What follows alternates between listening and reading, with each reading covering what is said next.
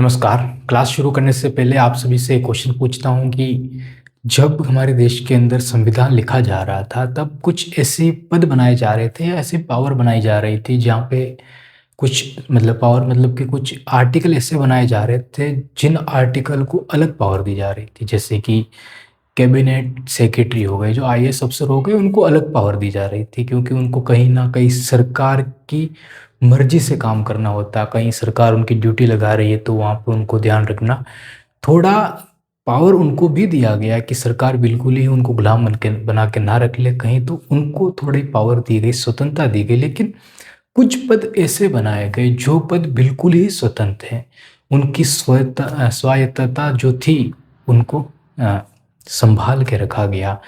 इसमें सीईसी था, सीजीआई थे, और सुप्रीम कोर्ट के जितने भी जज हैं उस सब जजों में इनकी बात की। और हमने अब तक काफ़ी सारी क्लासें ली है जिसमें हमने आपको ये बताया कि चुनाव आयोग का जो पहले पद था, जैसे कि टीएन शेषन के समय का पद था, क्योंकि वो बहुत हाईलाइट व्यक्तित्व रहे हैं, वो उन्होंने इतिहास बदल दिया। उन्होंने वो सारे काम किए जो काम करने से उससे पीछे वाले चुनाव जो अधिक आयोग थे वो नहीं कर पा रहे थे या डर रहे थे, लेकिन उन्होंने जो किया वो काबिले तारीफ था। अब क्वेश्चन ये है कि किस आर्टिकल के तहत चुनाव आयोग, सीजीआई या चीफ जस्टिस इंडिया और या फिर सुप्रीम कोर्ट के सभी जज, कहीं ऐसा ना हो कि वो सरकार उनको मजबूर कर दे, तो ऐसा कौन सा आर्टिकल था जिसके द्वारा उनकी स्वायत्तता बनाए रखी गई, और वो कौन सा आर्टिकल था जिसमें उनको पेंशन, भत्ते, उनकी छुट्टियां, तनख्वाह जो भी हो, सारी चीज़ें ना पद के रहते समय बढ़ाई जाएगी ना कम की जाएगी। ये दोनों आर्टिकल कौन से थे आप कमेंट करके हमको जरूर बताना। अब शुरू करते हैं हमारी क्लास को। ध्यान से देखिए और इस चीज़ को समझने की कोशिश कीजिए। ये काफ़ी गहराई में आज जानकारी आपके सामने हम रखने जा रहे हैं, काफ़ी डिटेल में। एक रूल बनाया गया, सीईसी सेवा शर्त वेतन और भत्ता जब तक पद पे है ना तो बढ़ाया जाएगा ना कम किया जाएगा। पद का मतलब है कि जैसे ही उनको शुरुआत में जो था वो अंत तक वही रहेगा, उनमें कोई बढ़ोतरी नहीं की जाएगी या कमी नहीं की जाएगी। इसका मतलब है कि सरकार कमी कर देगी तो कहीं ना कहीं चुनाव आयोग पे दबाव पड़ जाएगा कि पैसे कम कर दिए हैं, तो फिर वो सरकार मजबूर हो जाएगी सरकार का आदेश मानने के लिए।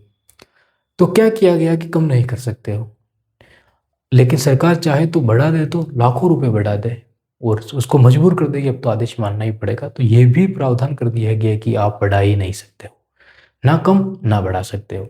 इससे क्या हुआ कि उनको लगा कि कहीं ना कहीं अगर स्थिर चीज़ें रहेंगी, हर एक चीज़ स्थिर रहेगी, तो चुनाव आयोग बिना किसी लालच के काम करता रहेगा। ठीक है, ये कब था? ये 9 रैंक में जब थे तब की बात है ये। उसके बाद क्या हुआ? उसके बाद आप इस एक्ट को देखिए, इलेक्शन कमीशन एक्ट 1991, आर्टिकल 125 सभी सीजीआई के समान था। ये पद जो था, कब की बात कर रहे हैं? जब एक्ट 1991 लाया गया था उस समय की बात हम कर रहे हैं। आर्टिकल 125 सभी सीजीआई के समान था। संसद तय करती, सरकार तय नहीं करती, पूरी संसद तय होता, संसद में बहस होती और बहस के बाद उनके भत्तों को लेकर चर्चा होती, बात होती। ठीक है, किसमें? इलेक्शन कमीशन एक्ट 1991 में। कोई भी अगर बदलाव करना होता तो संसद के द्वारा एक संवैधानिक कवच था ये, और ये कवच किसने दिया? ये संविधान सभा ने इनको एक कवच देने का काम किया था। लेकिन हाल ही में सीईसी एक्ट 2023 के तहत सामने आया और इसमें कैबिनेट सेक्रेटरी सेवा शर्तें सरकार बदल सकती है। समझना है इसको, सरकार बदल सकती है सरकारी आदेश के तहत, संसद की यहाँ पे जरूरत ही नहीं पड़ेगी। अब इस एक चीज और समझना है यहाँ पे, पहले जो रैंक थी वो 9A थी, अब जो रैंक है वो 11 है। हमने लगातार चौथी क्लास में ये बात कह रहे हैं आपको कि 9A थी, अब जो रैंक है वो 11 है। अब आगे देखते हैं। इनडायरेक्ट नियंत्रण का खतरा, परोक्ष रूप से नियंत्रण का खतरा। भविष्य में आवास, मेडिकल, ईटीसी जितनी भी सुविधाएं हैं चुनाव आयोग की, सरकार हटा नहीं सकती पर दबाव बना सकती है और इसे झुका सकती है। जितनी भी सुविधाएं हैं सरकार के हाथ में है कि क्या किया जा सकता है, जिस प्रकार से दबाव बनता हो, चुनाव आयोग पे दबाव बनाया जा सकता है अब, क्योंकि रैंक कम कर दी गई है। उनका जो पॉलिटिकल स्टेटस था उस स्टेटस को कम कर दिया गया है, उनकी आवाज़ कम कर दी गई है। और राहुल गांधी ने इस बात को कहा ये लोकतंत्र का मर्डर है। राहुल गांधी कौन है? राहुल गांधी लोकसभा में विपक्ष के नेता है। वो लगभग इस देश की 70% जनता को का प्रतिनिधित्व करते हैं। प्रधानमंत्री जो है वो 40% से कम करते हैं, 40% से कम वोट मिले हैं बीजेपी को लोकसभा में। 70% या 65% ऐसे कुछ वोट विपक्ष को मिले हैं। तो हम कह सकते हैं कि सरकार मतलब कि ज़्यादा अभी पावरफुल कौन है? एलओपी है लोकसभा में, लेकिन सरकार किसकी है? बीजेपी की है।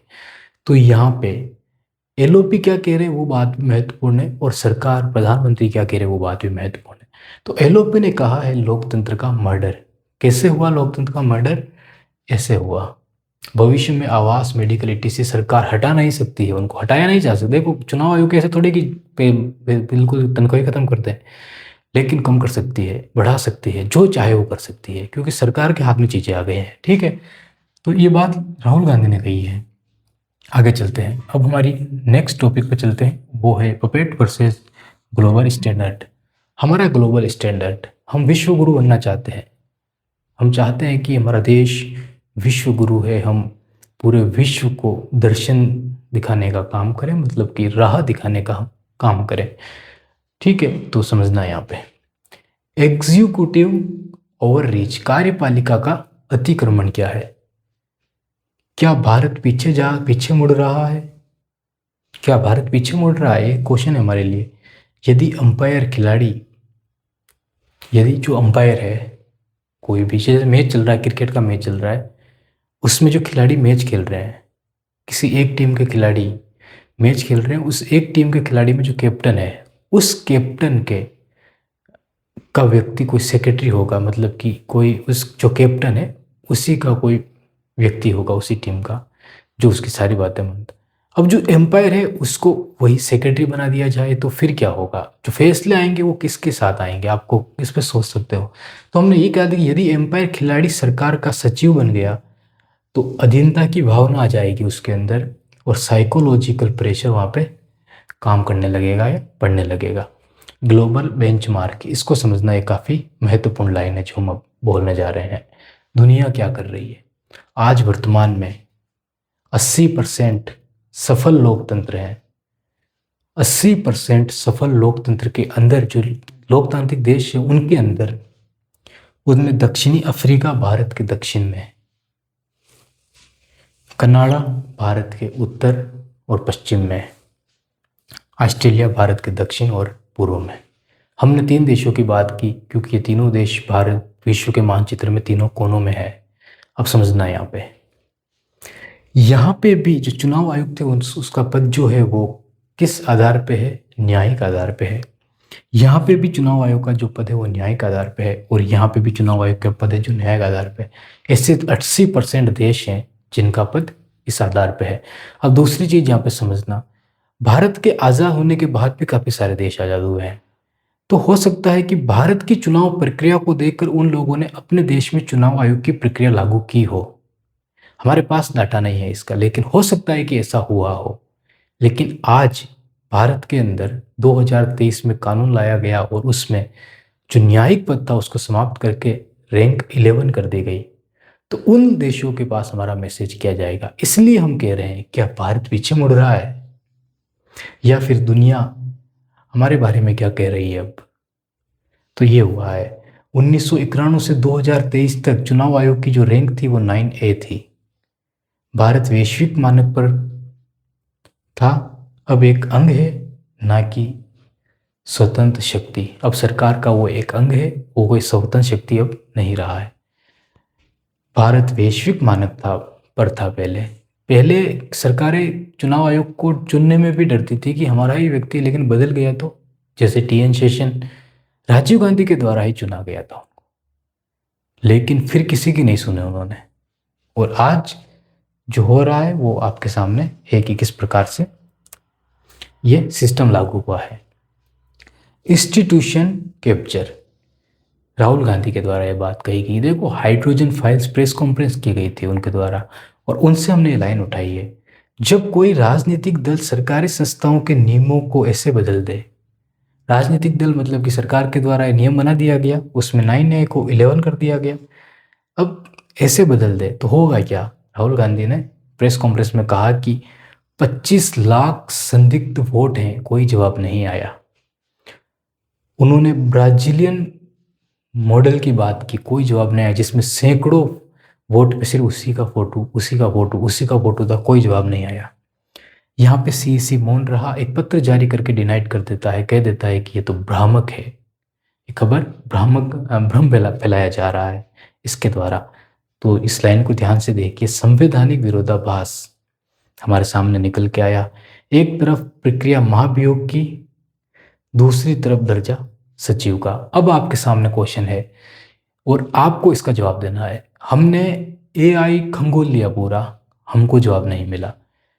हमने कितनी सारी संविधान की जो किताबें थी हमने उन किताबों को पढ़ लिया, लेकिन जवाब नहीं मिला है। जवाब मिला है लेकिन जो जवाब हमको चाहिए था वो नहीं मिला है। अब आपको जवाब देना है, हो सकता है कि आपके पास इसका जवाब हो। क्वेश्चन ये है कि महाभियोग किसके द्वारा लाया जाता है, किसके खिलाफ लाया जाता है।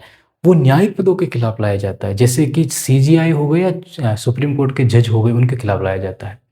9A के रैंक के अंदर जो भी आ रहे हैं उनके खिलाफ लाया जाता है।